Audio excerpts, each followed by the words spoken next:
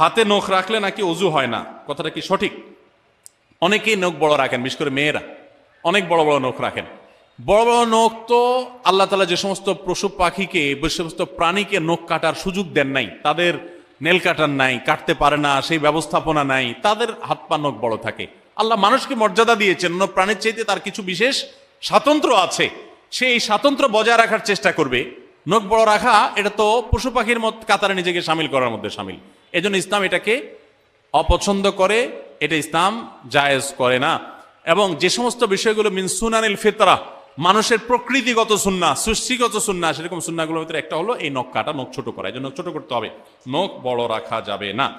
যদি হাতের নখ বড় রাখেন, এত বড় যে ওইটার ভেতরে পানি পৌঁছায় না, এবং আপনার কোনো মতে উজু করে চলে আসেন, তাহলে উজু না হওয়ার, গোসল না হওয়ার আশঙ্কা আছে।